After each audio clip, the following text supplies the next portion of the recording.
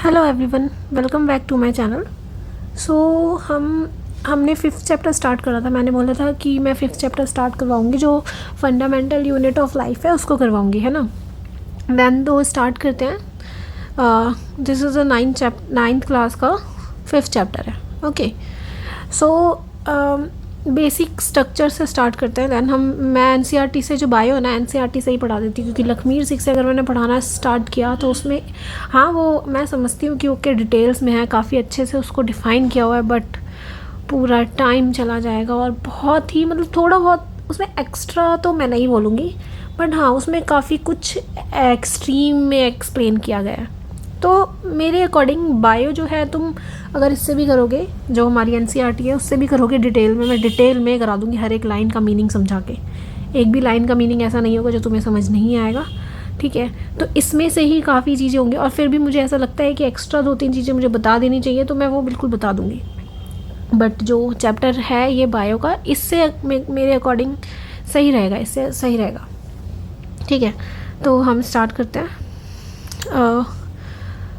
The fundamental unit of life. While जब okay देखो इसमें क्या बोला है, while examine a thin slice of cork, जो एक छोटी सी स्लाइस ली हमने कॉर्क की है, ओके। तो रॉबर्ट हुक ने देखा उसमें कि उसने जो स्लाइस ली है उसे, उसका स्ट्रक्चर उसने देखा कि उसने खुद का ही बनाया एक माइक्रोस्कोप था, उसने खुद ही बनाया था, उसने उस टाइम खुद बनाया जो माइक्रोस्कोप, उससे उसने देखने की कोशिश की कि ओके इसमें है क्या चीज़ है इसमें ऐसी, जो मैं देखना चाहता हूँ कि इसमें ऐसी क्या चीज़ है, ठीक है। तो उसको क्या दिखाई दिया, उसको दिखाई दिया था कि एक हनी कॉम छत्ता होता है ना मधुमक्खी का, उस तरीके का उसको स्ट्रक्चर दिखाई दिया, कुछ इस तरीके का, ऐसे बना होता है ना, कुछ स्ट्रक्चर इस टाइप का ही होता है, ऐसे टाइप का कुछ ऐसा स्ट्रक्चर होता है। इसके अंदर एक न्यूक्लियस होता है, न्यूक्लियस अभी तुम्हें नहीं पता होगा, बट हाँ समझ लोगे, एक सेल है तो उसके अंदर एक न्यूक्लियस पक्का होगा, तो वो इस टाइप का बनाओ। और वो भी ये जो है ना, ये मिक्स, बहुत ऐसा नहीं है कि इतना बन गया और ख़त्म हो गया, नहीं, ये जॉइंट है। जब तक सेल उसे दिखाई दे रहा है, ये सारे उसको सेल्स ऐसे छोटे छोटे, उसको पूरा जो स्ट्रक्चर उसे दिखाई दे रहा है, ये सेल्स दिखाई दे रहे हैं, ठीक है। उसने ये देखा कि मैनी कंपार्टमेंट है, उसे दिखाई दे रहा है कि ऐसे छत्ते दिखाई दे रहे हैं, और उसको दिखाई दे रहा है कि हर इसमें थोड़े थोड़े कंपार्टमेंट्स बने हुए हैं, बहुत सारे कंपार्टमेंट्स बने हुए हैं छोटे छोटे। कॉर्क जो है, कॉर्क उसने जो देखा सब्सटेंस उसमें छोटे छोटे हैं, वो कॉर्क जो है कहाँ से ली हुई थी उसने, जो ट्री की छाल होती है ना, ट्री की छाल, उससे ली हुई थी, उससे ली हुई थी, ठीक है। दिस वॉज द कब की बात है, 1665 की, जब हुक ने बनाया था अपना खुद, सेल्फ डिज़ाइन माइक्रोस्कोप से उसने ऑब्जर्व करा था the Robert Wood call these box cells. तो उसने ये जो बॉक्स बने हुए, ये बॉक्स है, ये सारी बॉक्स है, इन सब बॉक्स को उसने बोला सेल। तो सेल का क्या मतलब, cell means little room, okay. तो ये छोटे छोटे रूम है, इसलिए उन्होंने सेल बोल दिया। This may be seems very small और इनसिग्निफिकेंट इंसिडेंट। ये जो है ऐसा छोटा सा इंसिडेंट है, देखिए जैसे हम रोज़ के टाइम में कुछ भी चीज़ें करने बैठ जाते हैं, ठीक है, कुछ भी चीज़ खुद ही बना लिया। ऐसे अगर हम पहले की बात करें तो उसने खुद ही अपना एक माइक्रोस्कोप बना लिया, और खुद ही माइक्रोस्कोप बना के इसमें एग्जामिन कर लिया, और उसने खुद ही नाम दे दिया सेल। कितनी छोटा सा इंसिडेंट है कि ओके खुद ही हो गया, बट ये जो है हिस्ट्री में बहुत इंपॉर्टेंट रहा। सेल अभी भी हम उसको नाम से पढ़ते हैं, अभी भी हम उसको डिफ़ाइन करते हैं सेल, अभी भी हम इसको छोटे जो भी अगर यूनिट डिफ़ाइन करते हैं तो हम सेल से डिफ़ाइन करते हैं, ठीक है। तो वो एक इंसिडेंट बहुत छोटा था, बट ठीक है, वो फैक्टर, वो जो उसने ऑब्ज़र्व किया, वो काफ़ी इम्पॉर्टेंट रहा हमारी हिस्ट्री में। It is very first time जब किसी ने ऑब्ज़र्व किया था कि लिविंग थिंग जो है उसके अंदर सेपरेट यूनिट्स होती हैं, पहली बार किसी ने ऑब्ज़र्व किया था। तो दिस यूज़ द सेल, तो उसने उसको नाम दिया सेल। तो उसने डिस्क्राइब किया कि ये जो है, ये अब डिस्क्राइब हो रही है, अब जो बायोलॉजी में हम इसको पढ़ रहे हैं। What are the living organism made up of, ये जिंदा जो चीज़ें होती हैं वो बनती किससे, आखिरकार सोचो किससे बनी हुई होती हैं। मैं इसको ना, ये एक्टिविटी है, इस एक्टिविटी को मैं ना शॉर्ट में तो मैं वैसे ही बता देती हूँ। Let us a small P, इसने क्या करा, एक स्मॉल जो छिलका, में भी छिलका नहीं बोलेंगे, क्या बोलेंगे, वो अनियन देखा है, एक तरफ से ऐसे कर्व की तरह कर्व होता है, कर्व टाइप का कुछ इस तरीका का होता है। इसके अंदर वाला जो पार्ट है ना, उसके पार्ट से ना एक वाइट सा कुछ निकल के आता है, आई डोंट नो, पील बोलते हैं हम तो उसको, पील बोल देंगे हम उसको। तो वो आता है, उसको उसने मेज़र किया, उसको उसने ऑब्ज़र्व किया, और उसको उसने बोला एपिडर्मिस, ठीक है, एपिडर्मिस। तो ये कनकेव साइड से हमें मिल गया, ठीक है। उसके बाद उसने एक इमीडिएटली जो ग्लास वो इस तरीके का कुछ बना होता है, ठीक है, इस पे उसने रखा, देन उसके वाटर कंटेन किया, वाटर उसके अंदर रखा, एंड जो पील है उसको फोल्ड ऐसे नहीं कि ड्राई नहीं होने दिया उसने, ठीक है, ड्राई नहीं होने दिया, थोड़ा सा लिक्विड ही रखा ताकि वो डेड ना हो जाए लाइक। एंड उसने फिर सॉल्यूशन डाला, सेफरिन सॉल्यूशन डाला। सेफरिन सॉल्यूशन इसलिए डालते हैं बिकॉज हमें जो उसका स्ट्रक्चर है वो क्लियरली दिखाई दे जाए। सॉल्यूशन से क्या होता है, इसमें कुछ कलर टाइप का आ जाता है, हमें क्लियरली जो डार्क साइड होती है वो डार्क साइड हमें क्लियरली विजिबल होती है। अगर न्यूक्लियस डार्क है तो वो मतलब क्लियरली हमको चीज़ें जो है विजिबल होती हैं, तो इसलिए सेफरिन सॉल्यूशन होता है और मेथाइल होता है, इस तरीके का सॉल्यूशंस डालते हैं। अगर क्वेश्चन आए कि क्यों डालते हैं, हम अच्छे से उसको एग्जामिन करने के लिए डालते हैं, बिकॉज हर एक जो पार्ट है क्लियरली डिफाइन हो जाता है। और हमें ओके और टेक केयर करना होता है कि कोई भी बबल ना आए, अगर हम उसको रख रहे हैं तो बिल्कुल फ्लैट हो, ताकि हमारे जो हमें जो इसके स्ट्रक्चर है वो क्लियरली हमको ऑब्जर्व हो, ओके, क्लियरली हमको ऑब्जर्व हो। देन हमने क्या देखा, उसने जब ऑब्जर्व किया तो उसने क्या देखा, उसने देखा इस टाइप का कुछ अनियन पील से उसने स्ट्रक्चर देखा, सेम स्ट्रक्चर। उसने बोला कि ओके ये तो सेम स्ट्रक्चर दिखाई दे रहा है। व्हाट वी ऑब्जर्व, लेंस में हमें क्या दिखाई दिया कि सेम स्ट्रक्चर है, सेम स्ट्रक्चर हमको दिखाई दे रहा है, ठीक है। इसी तरीके के छत्ते दिखाई दिए थे मधुमक्खी के, है ना, न्यूक्लियस दिखाई दिया था, तो ये चीज़ इसको दोबारा दिखाई दे रही है, ठीक है।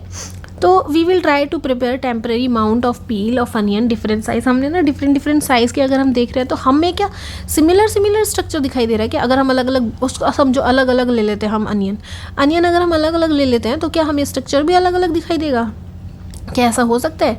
क्या हमें या फिर सिमिलर दिखाई दे रहा है, ये इसमें पूछा है। तो देन हम पढ़ते हैं व्हाट आर दी स्ट्रक्चर, क्या होते हैं ये these structure, what is these structures. These structure look like similar to each other, सारे स्ट्रक्चर जो है सिमिलर एक जैसे दिखाई देते हैं। Together they form a big structure like the onion bulb, एक स्ट्रक्चर इतना सा है, ठीक है, एक है ये एक, और यही मिक्स हो जाता है, यही अगेन मिक्स हो जाता है, बहुत सारे बन जाते हैं और फिर ये एक बड़ा सा कुछ भी ऐसे मटेरियल बन जाता है। तो हम अभी हमारा यही मिलकर क्या बन रहे हैं, अनियन बल्ब बन रहा है, अनियन की जो पील है वो बन रहा है। We can find the activity onion bulb का, डिफरेंट साइज से हम इसकी एक्टिविटी देखेंगे। हम देखेंगे कि स्मॉल स्ट्रक्चर जो है हमें दिखाई दे रहे हैं, सेल हम देख रहे हैं अनियन पील में, वो क्या सेम दिखाई देंगे, हर एक अनियन के साइज़ में सेम दिखाई देंगे। दीज स्मॉल स्ट्रक्चर जो हम इसमें बेसिक यूनिट बोलते हैं हम इसको, जो हमें अनियन बल्ब में दिखाई दे रहे हैं इस छोटे वाले में, तो क्या यही सेम जो है हमें आगे दिखाई देंगे? और इसी स्ट्रक्चर को हम क्या बोलते हैं, सेल बोलते हैं, ठीक है। नॉट ओनली अनियन, सिर्फ अनियन में नहीं, but all organism that we observe around are made up of cell. कोई भी ऑर्गेनिज्म मतलब कोई भी जीव जंतु जो हम अपने आसपास देखते हैं, जो हम अपने आसपास देख रहे हैं, तो मैं अभी इसको यूज़ करना भी सीख रही हूँ सीरियसली, जो हम अपने आसपास देख रहे हैं वो सारे किसके बने हुए हैं, सेल के। हमारी बॉडी भी सेल की बनी हुई है, ठीक है, हमारी बॉडी भी इतने सारे पार्ट्स हैं ना हमारे अंदर, छोटे छोटे एकदम माइक्रोस्कोपिक सेल से हमारी बॉडी बनी हुई है, ठीक है। There is also single cells भी होते हैं, एक ही सेल से भी बनते हैं, और and there is a multi cellular भी होते हैं, बहुत सारी चीज़ें, ओके। सेल कब डिस्कवर किया था? 1665 में। किसने डिस्कवर किया था? रॉबर्ट हुक ने। उनने ऑब्जर्व किया था कि जो उन्होंने ट्री की कॉर्क ले ली थी, उससे परमिटिव माइक्रोस्कोप जो खुद बनाया था उससे किया था उन्होंने ऑब्जर्व, ओके। ल्यू वैनॉक जो थे 1674 में, उन्होंने इम्प्रूव माइक्रोस्कोप, एक अच्छा सा माइक्रोस्कोप बना लिया, थोड़ा सा इम्प्रूव करके, ठीक है। उन्होंने फ्री लिविंग देन डिस्कवर किया कि free living cell in the pond water like first time. उन्होंने एक लिविंग सेल लिया। अब जो कॉर्क लिया था ना, कॉर्क ट्री से लिया था, वो ट्री से जो कॉर्क लिया वो लिविंग नहीं था। कॉर्क जो होता है वो लिविंग नहीं होता, वो डेड होता है, वो उन्होंने डिक्लेयर कर दिया था कि डेड, बट इन्होंने living first time free living cell उन्होंने ऑब्जर्व किया। रॉबर्ट ब्राउन फिर आए, फिर 1831 में उन्होंने डिस्कवर किया कि न्यूक्लियस भी है सेल के अंदर। उन्होंने क्या बताया कि न्यूक्लियस भी है। पुनकेनजी इन 1839 कॉइन द टर्म प्रोटोप्लाज्म। उन्होंने प्रोटोप्लाज्म का टर्म दिया, जो कि फ्लूइड होता है। क्या होता है? फ्लूइड। अभी हम आगे पढ़ेंगे, सेल के अंदर जो फ्लूइड होता है उसको प्रोटोप्लाज्म बोलते हैं। सेल थ्योरी ये है कि प्लांट और एनिमल जो है ये सेल से बने होते हैं, एंड दीज सेल्स, इन सेल्स को हम बोलते थे बेसिक यूनिट। एक छोटे छोटे सेल से मिलकर ये एनिमल्स, प्लांट्स बन रहे हैं, इतने बड़े बड़े स्ट्रक्चर्स बन रहे हैं, तो ये बेसिक यूनिट ही है ना। एक सिंगल सेल क्या है? बेसिक यूनिट है ना, तो ये बेसिक यूनिट है, ठीक है। तो ये होती है सेल्स की थ्योरी। देन जो दो आए थे, शेल्डन एंड शेवान, इन्होंने the cell theory further explain की, इन्होंने अगेन एक्सप्लेन की कि क्या है। इन्होंने बताया कि प्री एग्जिस्टिंग होते हैं, लाइक सेल जो है पहले से एग्जिस्ट होता है, लाइक ये हमारा सेल है समझ लो, ये ना पहले से ही बना हुआ है, ये अपने जैसा एक और बना देगा, फिर ये दो बन जाएंगे, देन ये दोनों अपने जैसा और बना देंगे और बना देंगे और बना देंगे, और बड़ा ऐसा एक स्ट्रक्चर बन जाता है। ठीक है, यही बोला है कि प्री एग्जिस्टिंग होते हैं with the discovery electron microscope. उन्होंने किस इलेक्ट्रॉन माइक्रोस्कोप 1940 में उससे डिस्कवर किया कि ये प्री एग्जिस्टेंस होते हैं, और उसके बाद क्या बनाते हैं, अपना रिप्रोड्यूस करते हैं। ठीक है, the invention of magnifying lens led to discovery of microscopic world. जब ये मैग्नीफाइंग लेंसेज जब आना शुरू हुए तो उससे क्या है, माइक्रोस्कोपिक वर्ल्ड शुरू हो गया, लाइक माइक्रोस्कोप्स आना शुरू हो गए। It is now the single cell may consist a whole organism as a amoeba। अब लाइक हम बोल सकते हैं जो सिंगल सेल है वो जो होल ऑर्गेनिज्म, लाइक एक ही सेल है उसके अंदर और पूरा एक ऑर्गेनिज्म बन जाता है, वो क्या है, amoeba. There is a three more example. ठीक है, कुछ अगर एग्जाम्पल की बात कर लेंगे तो ये अमीबा है एक, याद रखना। सिंगल सेलुलर में हमारे एग्जाम्पल वो याद रहने चाहिए। एक तो हो गया अमीबा, एक हो गया चाल में डोमोस, सॉरी। ठीक है, मैं बायो की स्टूडेंट नहीं हूँ बट स्टिल मुझे थोड़ी इंटरेस्टिंग लगती है। ठीक है, so paramecium and bacteria, these are the 3 other examples. Amoeba को इंक्लूड करके 4 एग्जाम्पल्स हो गए। ठीक है, याद रखना कि अगर क्वेश्चन भी आता है तो एटलीस्ट तुम्हें 3 तो पता ही हो। ठीक है, बैक्टीरिया, पैरामीशियम एंड अमीबा ही याद रख लेना please. These organisms are called unicellular, इसको हम यूनिसेलुलर बोलते हैं। यूनि मीन्स सिंगल सेल वाला।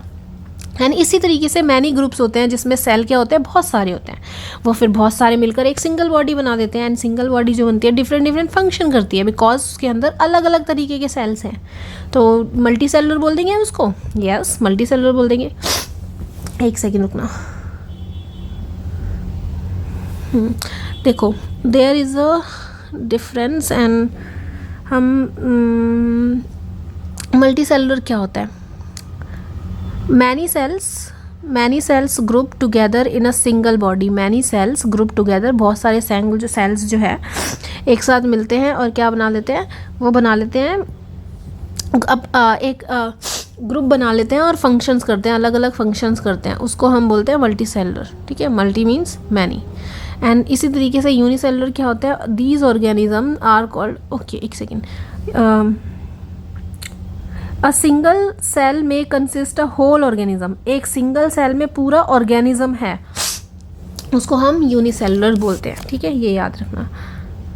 Then can we discuss, okay multicellular क्या है, organism come a single cell से आता है ये। ठीक है, मल्टी सेलुलर हो गया, एक सिंगल सेल हो गया, एक सिंगल सेल से हमारा मल्टी सेलुलर बनता है। ठीक है, सेल जो है फर्दर डिवाइड होता है और प्रोड्यूस करता है अपने जैसा ही, और लाइक एक सेल है वो अपने जैसा और प्रोड्यूस करेगा।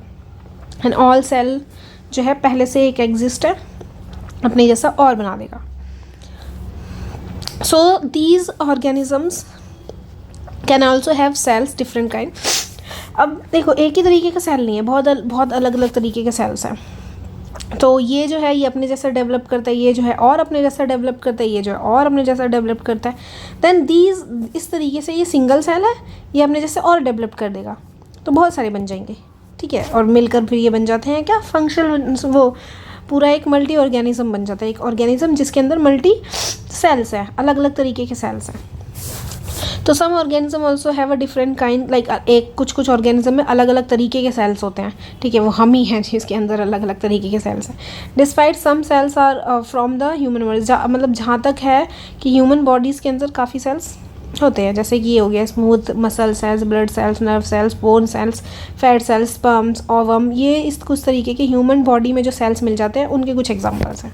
ठीक है, तो एग्जांपल्स अगर आए कि ह्यूमन बॉडी में कौन कौन से मिल जाते हैं, ब्लड सेल मिलता है ना, बोन सेल मिल जाता है, sperm, ovum, fat cell, nerve cell, ये सारे, स्मूथ मसल्स, ये सारे मिल जाते हैं।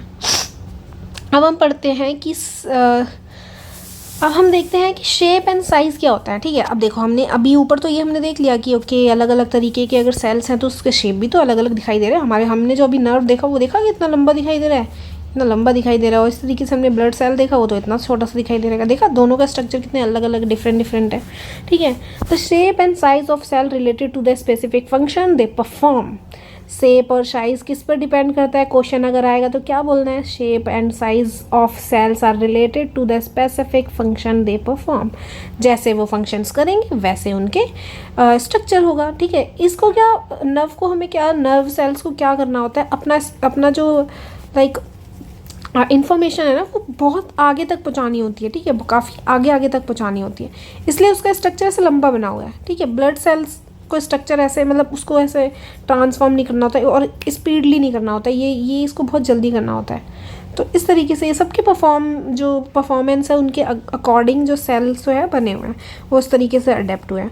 सम सेल्स जो है लाइक अमीबा ये एक अकेला सेल है, have a change shape, like वो अपना शेप चेंज कर सकता है, उसका कोई एक सिंपल सा एक ही स्ट्रक्चर नहीं है। ठीक है, in some cases cell shape could more और लेस फिक्स्ड। कभी कभी क्या होता है सेल की जो शेप है वो कभी फिक्स होती है और कभी नहीं होती, कभी फिक्स होती है और कभी नहीं होती। ठीक है, peculiar for a particular type of cells, for example nerve cell can be typical shape okay just like this. जैसे कुछ जो है कभी तो फिक्स है कभी नहीं है, कुछ peculiar for a particular type of cell, कुछ तो कभी लाइक फिक्स्ड होते हैं, लाइक जैसा उसका फंक्शन है उसी तरीके के सेल्स का स्ट्रक्चर होता है। जैसे कि नर्व सेल्स है उसका टिपिकल एक शेप है, उसी तरीके की शेप है बिकॉज उसको उस तरीके का कुछ फंक्शन करना है। ठीक है, each living cells have a capacity. हर लिविंग सेल्स में क्या होती है, कैपेसिटी होती है to perform certain basic function. हर एक ऑर्गेनिज्म का एक बेसिक फंक्शन होता है जिसको वो परफॉर्म करता है। दैट आर कैरेक्टर स्केच, ये कैरेक्टर स्केच है living form. How does a living cell perform a basic function, कैसे बेसिक फंक्शन करने लग जाते हैं, कैसे करते हैं बेसिक फंक्शंस। लाइक हर एक सेल है वो अपना अपना अलग अलग तरीके के फंक्शंस कर रहा है। कैसे, उसका साइज़ का तो हमें समझ आ गया कि उनके अलग अलग साइज़ क्यों होते हैं, क्योंकि उनको अलग अलग डिफरेंट फंक्शंस को परफॉर्म करना होता है। डेट्स वाई जैसा फंक्शन वैसा शेप। ठीक है, जैसा फंक्शन वैसा शेप।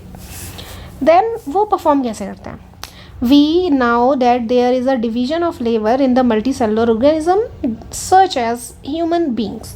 लाइक देखो जब हमारे अंदर बहुत सारे अलग अलग तरीके के सेल्स हैं, समझ आया, ये सेल अपना काम अलग करता है, ये सेल अपना काम करता है, ये सेल अपना काम करता है, ये सेल अपना काम करता है, ये सेल अपना काम करता है। डैट मीन्स कि इसके अंदर क्या है, डिवीजन ऑफ लेबर है मल्टी सेलुलर ऑर्गेनिज्म के अंदर। ठीक है, जैसे कि हम ह्यूमन बींग्स है, हमारा जो हार्ट है वो अलग काम करता है, लीवर अलग काम करता है, स्मॉल इंटेस्टाइन अलग काम करता है, सारा अलग अलग काम करते हैं ना, just like that.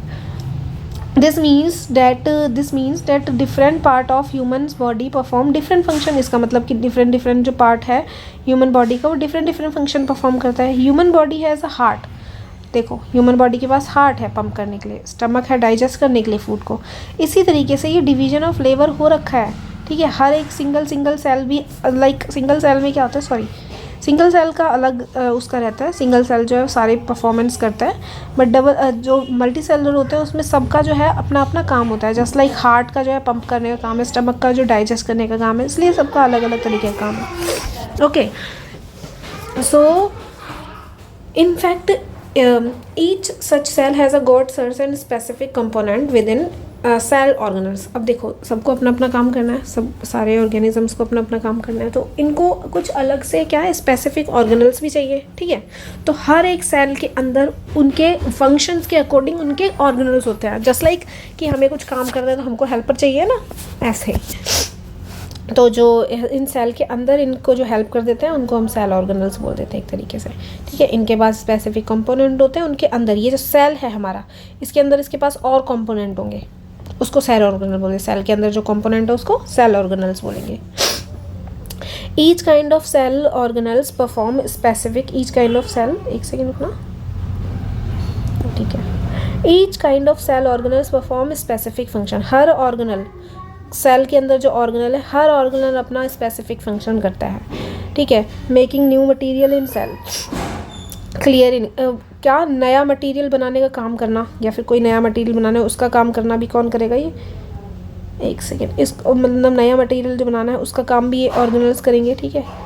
Like clearing, कब क्लियर करना है, ठीक है, वेस्ट हो गया है कुछ भी, वेस्ट मटेरियल उसको हटाना है या कुछ भी ऐसा काम करना है उसके अंदर, सेल के अंदर, उस छोटे से सेल के अंदर। देखा है कितना सारा काम होता है। ये सारा काम जो करना है एक अकेला सेल नहीं करता, उसके अंदर भी ऑर्गेनल्स होते हैं, वो उसकी हेल्प करते हैं। तो हम अब आगे देखेंगे कि एक एक सेल के अंदर क्या क्या चीज़ें हैं। A cell is able to live and perform all its function because of this organelles. वो जो सेल है वो जी रहा है एंड परफॉर्म कर रहा है फंक्शंस को बिकॉज ऑफ दीज ऑर्गेनल्स। ये थोड़ी लाइन जो आड़ी टेढ़ी होने ना, सॉरी, मैं कोशिश तो कर रही हूँ, अपने आप ही आड़ी टेढ़ी हो जाती है। तो ये जो देखो ऑर्गेनल्स जो है, ये ऑर्गेनल्स किस काम आते हैं, ये जो सेल जो है ये जी रहा है, ठीक है, अपने काम कर रहा है, बाकी चीज़ें कर रहा है, ये परफॉर्मेंस जो भी कर रहे हैं ये सेल ऑर्गेनल्स कर रहे हैं। These organelles together consist of basic unit of cells. यही ऑर्गेनल्स मिलकर क्या बन जाते हैं, together consist of basic unit of life is called cell, ठीक है। ये ऑर्गेनल्स मिलते हैं और सेल बनाते हैं। It is interesting that all cells are found to have some organelles no matter what their function is, what organism they are found in.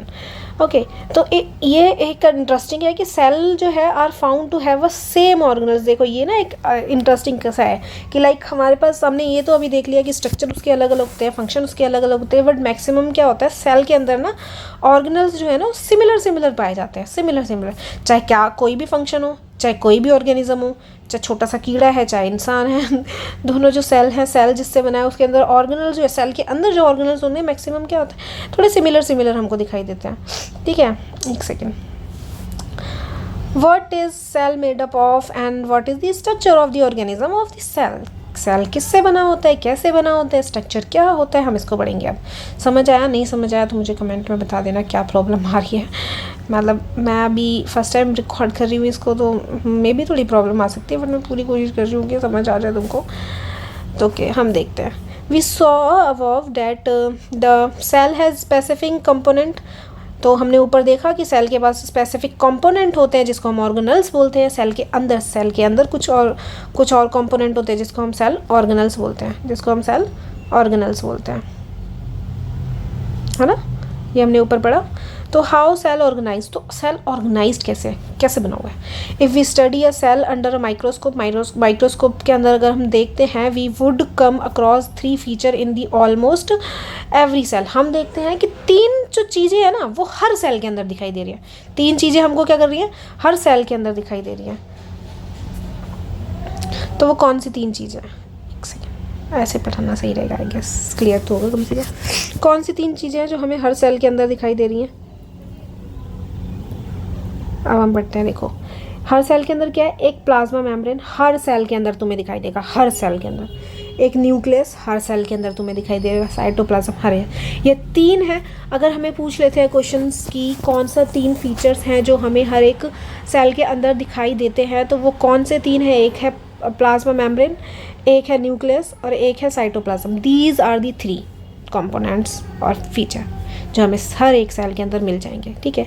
All activity inside the cell and interaction of the cell with it environment are possible due to these features. सारी activity जो अंदर होती हैं cell के, या फिर interaction होता है एनवायरनमेंट से अंदर बाहर, वो सारे फीचर किसके थ्रू होते हैं, इन 3 ये जो 3 फीचर्स हैं इनके थ्रू हो जाते हैं।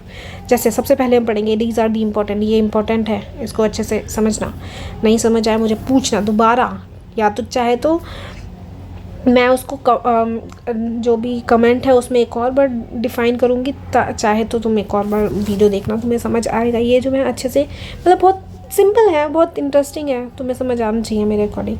देखो दिस इज़ दी, अब इस तरीके का सेल है समझो, ठीक है, ये सेल है। अब ये जो सेल है ना, ये किसी तरीके से बंद दिखाई दे रहा है ना तुम्हें, कुछ एक लेयर तो दिखाई दे रही है ना कि जिससे बंद है ये। तो ये आउटर जो लेयर, कवरिंग लेयर होती है सेल को जो कवर कर रही है, आउटर सबसे बाहर वाली, ये मतलब यही वाली जो मेन है जो कवर कर रही है, ये जो सेपरेट कर रही है, ये इस तरीके से अगर ये बना है तो ये बाहर वाला एनवायरनमेंट अलग है और अंदर वाला एनवायरनमेंट अलग है। तो ये वाली जो ये वाली जो है इसको ये जो आउटर मोस्ट कवरिंग है सेल की, that separate the content of the cell and its external environment, बाहर के एनवायरनमेंट और उसके कंटेंट उन दोनों से सेपरेट जो कर रही है उसको हम बोलते हैं प्लाज्मा मेम्ब्रेन। क्या बोलते हैं? Plasma membrane. What is plasma membrane? This is outermost covering of cell that separate content of its of the cell from its environment and external environment से उसको सेपरेट कर रही है, उसको हम प्लाज्मा मेम्ब्रेन बोलते हैं। देयर इज़ अ क्वेश्चन जो हमेशा आ जाता है, मैक्सिमम टाइम, मैक्सिमम क्या 101% आने के चांसेस होते हैं। What is the question? Why we called plasma membrane is selectively permeable membrane? Why we called selectively permeable membrane? Selectively permeable membrane हम क्यों बोलते हैं उसको? The plasma membrane allow or permit the entry and exit of some material in and out of the cell. Because plasma membrane जो है ये allow करता है and मना कर देता है। अलाउ, ये प्लाज्मा मेम्ब्रेन अलाउ भी करता है और मना भी कर देता है। किस लिए मना कर देता है? या तो एंट्री या एग्जिट के लिए। जिसको एंट्री करवानी है उससे एंट्री करवा लेता है, अलाउ कर देता है, और जिसको नहीं करवानी है उसको जिसको एंट्री करनी है उसको एंट्री करने के लिए हाँ कर देता है, जिसको एग्जिट करना है उसको एग्जिट करने के लिए हाँ कर देता है। अगर ये हाँ करेगा या ना करेगा, दैट्स लाइक इससे पूछते नहीं है बट इसे समझ आ जाता है कि इसको किसको अलाउ करना है, किसको मना करना है। सब मटेरियल, कुछ मटेरियल को इन एंड आउट, अंदर और बाहर आने से, सेल के अंदर और बाहर आने के लिए जिससे परमिशन लेनी पड़ेगी, लाइक जो अलाउ और परमिट करेगा उसको हम बोलते हैं प्लाज्मा मेम्ब्रेन। और इसी वजह से हम इसको बोलते हैं कि ये सिलेक्टिवली परमिएबल मेम्ब्रेन है। ये ऐसी मेम्ब्रेन है, ये वाली ऐसी मेम्ब्रेन है जो सोच समझ के और सिलेक्ट कर करके भेजती है और अंदर लेती है। ये है, इसलिए हम इसको सिलेक्टिवली परमिएबल मेम्ब्रेन बोलते हैं। It also prevent movement of some other materials, कुछ मटीरियल्स की मूवमेंट है उनको भी रोक देती है, ठीक है, बाहर नहीं जा सकते। एंड सेल, इसीलिए हम इसको सेल मेम्ब्रेन को क्या बोलते हैं? सिलेक्टिवली परमिएबल मेम्ब्रेन बोलते हैं। How does the movement of substance take, ये क्वेश्चन आता है 101%। सिलेक्टिवली परमिएबल मेम्ब्रेन क्यों बोलते हैं? How does the movement of substance take place into the cell, कैसे मूवमेंट होती है अंदर बाहर, और सब्सटेंस कैसे बाहर चला जाता है, अंदर कैसे आ जाता है? Some substance like carbon dioxide, कुछ सब्सटेंस जैसे कार्बन डाइऑक्साइड या ऑक्सीजन हो गए, can move across the cell membrane, cell membrane से अंदर बाहर करते रहते हैं ऐसे ऐसे। कैसे? क्योंकि इस प्रोसेस को नाम देते हैं हम डिफ्यूजन, क्योंकि इस प्रोसेस का क्या नाम होता है? डिफ्यूजन। वी स्टडी, हम प्रोसेस, ये वाला प्रोसेस पढ़ चुके हैं हम। देखो ये डिफ्यूजन सेम ही है, चाहे हम इसमें देखें, चाहे हम केमिकल वाले में देखें, लाइक केमिस्ट्री में देखें, डिफ्यूजन मिक्स होते हैं, ठीक है, अंदर बाहर लाइक मूवमेंट जो हो रही है। वी स्टडी, पहले के चैप्टर्स में हम पढ़ चुके हैं। तो we saw that spontaneously movement of the substance from region of high concentration to the region where its low concentration. हमने देखा कि जो स्पॉन्टेनियसली मूवमेंट हो रही है, लाइक जो मूवमेंट हो रही है सब्सटेंस की from high to low, high से लो के अंदर जो मूवमेंट हो रही है उसको हम बोल देते हैं डिफ्यूजन, ठीक है। अंदर से बाहर जो ये कर रहे हैं, हाई से लो, ये याद रखना है, हाई टू लो, ठीक है, हाई टू लो, हाई से लो में। सिमिलरली अब देखो, ये तो हमने बताया कि ये देखो मे बी अभी भी इसी का ही चलेगा, हाँ इसी का ही है, वाटर का भी नहीं आया, मेरे को लगा सॉरी वाटर का आ गया, अभी भी शायद इसका ही है। ओके मैं इसको देखती हूँ, ये कितना हिलता है भाई हर बार गायब होने के लिए। Something similar this happen to cell when, same होता है जब जैसे सब्सटेंस हो गया कार्बन डाइऑक्साइड, ठीक है, या फिर कोई वेस्ट हो गया, सेल का ही वेस्ट हो गया, या रिक्वायर हो रही है उसको एक्सक्रीट, बेकार जो वेस्ट है उसको बाहर करने के लिए, तो सेम चीज़, या कार्बन डाइऑक्साइड भी है जो वेस्ट की तरह हम ले लेते हैं, इसको बाहर करना होता है, तो accumulate in high concentration inside, तो ये अंदर अपना हाई कॉन्सेंट्रेशन करता है, देन लाइक उसके अंदर हाई कॉन्सेंट्रेशन हो जाता है, देन वो जो सेल है एक्सटर्नल एनवायरनमेंट में जो है कॉन्सेंट्रेशन उसका CO2 का लो हो जाता है, अंदर क्या हो जाता है, CO2 ज़्यादा हो जाता है और बाहर कम हो जाता है, तो हाई हो गया अंदर और बाहर हो गया लो, तो ये बाहर फेंक देते हैं। हाई से लो जाता है ना, अभी हमने देखा हाई से लो, तो अंदर हो गया हाई कॉन्सेंट्रेशन, कार्बन डाइऑक्साइड ज़्यादा हो गई अंदर, तो अब बाहर हो गया लो। तो इसी ये कंपैरिजन जब होता है, जब हमारा इक्वल नहीं रहता ना, बैलेंस नहीं रहता, अंदर हाई या बाहर लो हो जाता है, तो फिर क्या होता है, हाई जो अंदर है उससे बाहर की तरफ इसको फेंक देते हैं तो ये कंपेयर लाइक कॉन्सेंट्रेशन अगर बाहर हो रहा है, लो हो रहा है, तो फिर ये बाहर चला जाता है। डिफ्यूजन इस तरीके से, as soon as there is difference, जब भी कॉन्सेंट्रेशन में डिफरेंस आया अंदर और बाहर के, हम देख रहे हैं कि अंदर जो हाई हो गया है कॉन्सेंट्रेशन और बाहर जो है लो हो गया है, देन उसी टाइम जो CO2 है मूव हो जाता है, बाहर चला जाता है सेल से, और रीजन जो है हाई से वो लो की तरफ चला जाता है, और इस प्रोसेस को हम बोल देते हैं डिफ्यूजन। ठीक है, अगर क्वेश्चन आता है what is the diffusion some substance, bio में अगर क्वेश्चन आता है व्हाट इज़ द डिफ्यूजन, तो बायो में क्वेश्चन आ जाएगा, तो इसका आंसर होएगा some substance like carbon dioxide, oxygen can move cross the cell membrane से क्रॉस कर रहा है, उसको हम बोल देंगे उस प्रोसेस को डिफ्यूजन। ठीक है, बस मैंने इसमें ये बताया कि जैसे कुछ भी हो गया, ऑक्सीजन ले लो, कार्बन डाइऑक्साइड ले लो, अगर हाई से लो जाना है, अगर यहाँ पे हाई हो गया तो फिर बाहर के एनवायरनमेंट में लो कार्बन डाइऑक्साइड है तो वो बाहर चला जाएगा। जब ही ये दोनों जो है अंदर सेल के अंदर और सेल के बाहर, दोनों का कॉन्सेंट्रेशन बराबर होना चाहिए।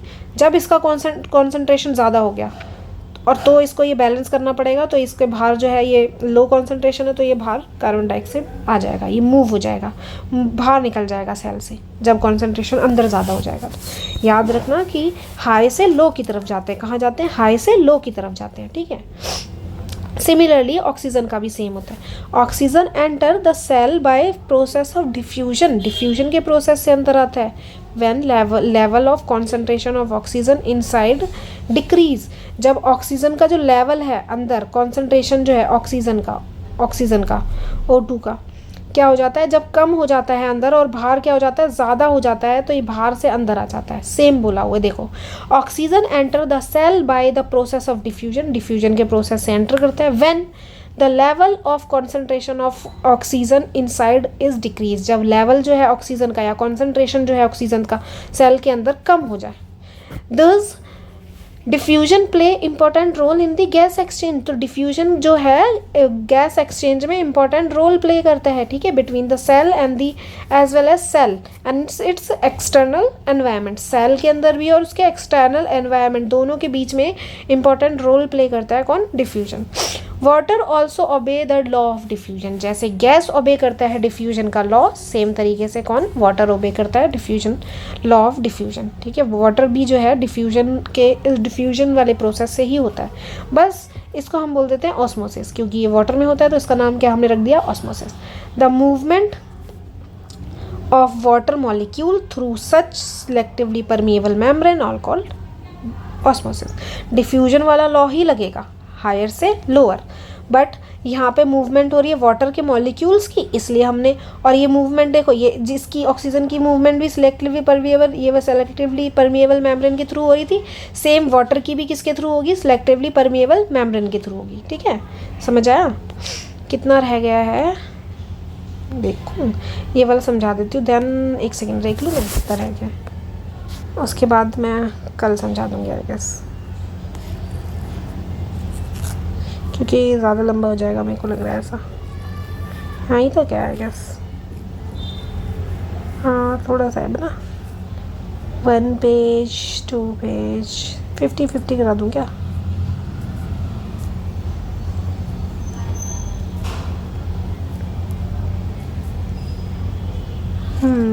हो गया काफ़ी हद तक, हो गया काफ़ी हद तक। तो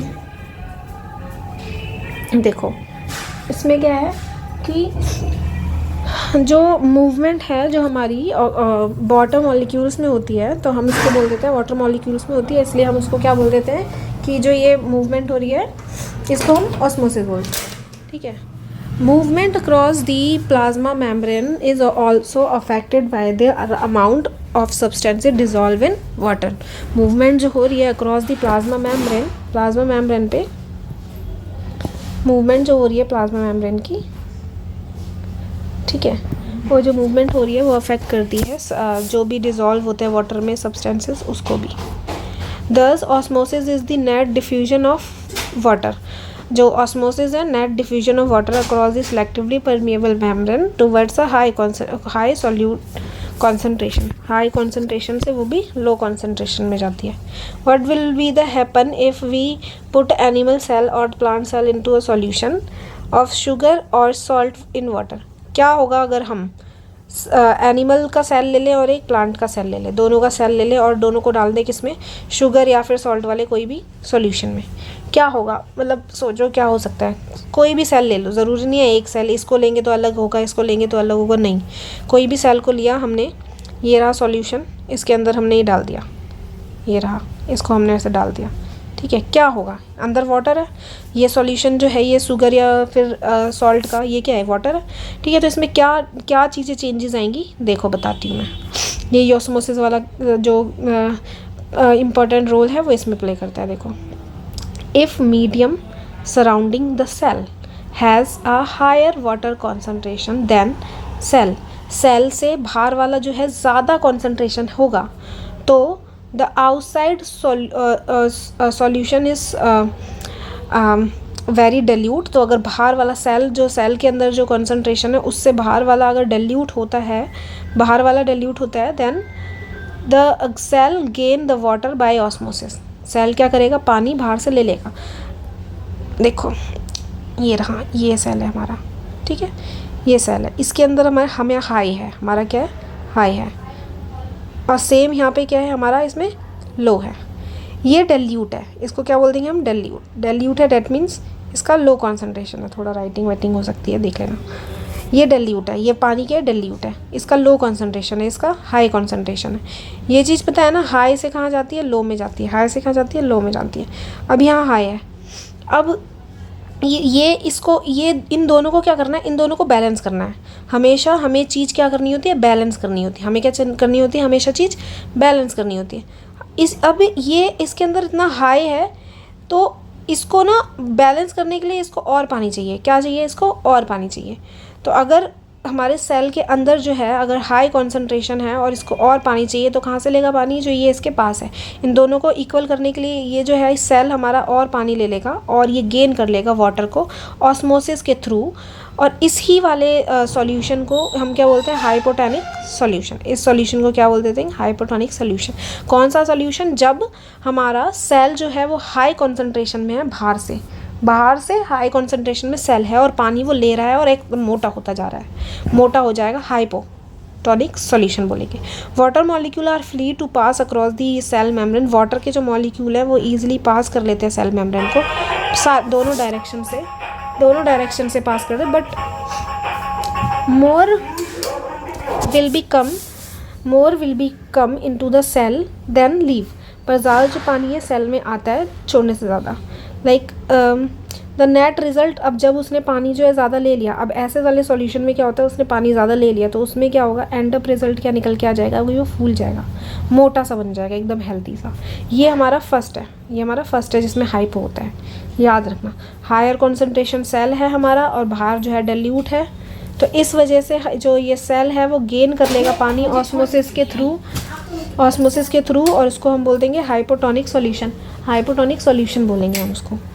और सेम तरीके से अब हम नेक्स्ट वाला पढ़ेंगे कि if the medium exact same है, कुछ चेंजेस ही नहीं है, सेम है वाटर का कॉन्सेंट्रेशन अंदर भी और बाहर भी, no movement, not a single movement occurs in the cell membranes और इन अ सेल के अंदर कोई भी मूवमेंट नहीं होगी, कोई मूवमेंट नहीं है, ये आइसो है, ठीक है, आइसो सॉल्यूशन है, आइसोटोनिक सॉल्यूशन है, ऐसे याद रख लो। When the water across the cell membrane in both direction, दोनों डायरेक्शन में क्या हो रहा है? बोथ डायरेक्शन में जो है मेम्ब्रेन के वाटर क्रॉस तो हो रहा है, but the amount going is same. Amount क्या हो रहा है इसमें? सेम है।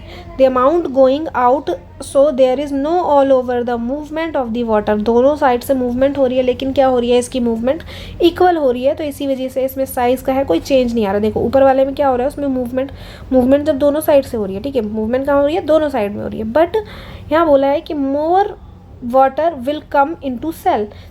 अंदर उसका हायर सॉल्यूशन है ना, इसलिए ज़्यादा पानी उसके अंदर आ जा रहा है छोड़ने की जगह। भाई अंदर उसके मतलब हायर उसका कॉन्सेंट्रेशन होने की वजह से वो डल्यूट है ही नहीं, उसके अंदर तो पानी है ही नहीं, देगा कहाँ से? वो तो पानी ले ही सकता है, बेचारा प्यासा है तो वो पानी लेगा, तो ज़्यादा पानी उसके अंदर आ रहा है, तो इस वजह से वो स्वेल कर पा रहा है, इसलिए उसको हो गया हाइपोटोनिक, मोटा हो गया, हाइपो बन गया। ऐसे याद रख लो, ठीक है। और ये सेम है, आइसो है, सो रहा है, तो ये आइसोटोनिक हो गया, सेम अंदर बाहर जो मूवमेंट हो रही है सेम हो रही है। इफ़ द मीडियम, थर्ड है, if the medium lower concentration of water than the cell, cell के अंदर जो है लोअर कॉन्सेंट्रेशन है, कम कॉन्सेंट्रेशन है, लाइक जो सेल के अंदर डाइल्यूट मटीरियल है, उसके अंदर पानी जैसा मटीरियल है, डेट मीनिंग कि जो उसका कॉन्सेंट्रेटेड सॉल्यूशन है वो क्या है, क्या हो गया इसकी लाइट को, एक सेकेंड रुकना, पता नहीं यार इसकी लाइट को क्या हो गया, एक काम क्यों नहीं करता है, मैं देखती हूँ यार, पावर तो पूरी है, पता नहीं क्या हो गया। सो कॉन्सेंट्रेशन जो सेल वॉल है वो अब देखो यहाँ पे पता चल गया हमको कि सेल जो है, इस सेल के अंदर लोअर कॉन्सेंट्रेशन है बाहर के अकॉर्डिंग। सो सेल जो है लूज़ करेगा, उसके अंदर पानी ज़्यादा है ना, lower concentration that means dilute ज़्यादा है, तो उसके अंदर पानी क्या है, ज़्यादा है, तो पानी ज़्यादा होगा तो ऑस्मोसिस के थ्रू पानी को क्या करेगा, वो लूज़ कर देगा, पानी उसके पास ज़्यादा है तो क्या कर देगा, लूज़ कर देगा, लूज़ करेगा तो उसको हम बोल देंगे हाइपरटोनिक। हाइपो मतलब मोटा हो रहा है, वो हाइपोटोनिक है, लाइक स्वेल कर रहा है, पानी को ले रहा है। हाइपरटोनिक सॉल्यूशन मतलब कि वो पानी को दे रहा है। Again water cross the cell membrane both direction, दोनों डायरेक्शन से, ये याद रखना कि दोनों डायरेक्शन से पानी का लेना देना होता है, लेकिन इस वाले टाइम में क्या होगा, ज़्यादा पानी क्या है वो देगा, ज़्यादा पानी लीव करेगा, छोड़ेगा सेल से, देन द एंटर नहीं करेगा इतना जितना कि वो दे देगा। देयरफॉर इससे क्या हमारा कंक्लूजन निकलेगा कि सेल जो है वो श्रिंक कर जाएगा, सूख बन जाएगा, सुखड़ हो जाएगा, सूख जाएगा, ऐसे पिचक जाएगा, श्रिंक हो जाएगा। तो ऑस्मोसिस जो है एक स्पेशल केस है डिफ्यूजन का through the selectively permeable membrane. Selectively permeable membrane के थ्रू होता है ये ऑस्मोसिस, डिफ्यूजन की तरह ही हो गया एक तरीके से, ठीक है। अब ये भी कुछ एक्टिविटीज़ वगैरह है, मैं देखती हूँ, यहाँ तक पढ़ा देती हूँ मैं, मे भी सही रहेगा। Unicellular freshwater organism and most plant are tends to gain through the osmosis. Okay, unicellular freshwater organism, single cell वाला जो होता है, सिंगल सेल वाला जो ऑर्गेनिज्म है, एंड दी, एक सेकेंड रुकना, कौन आया है,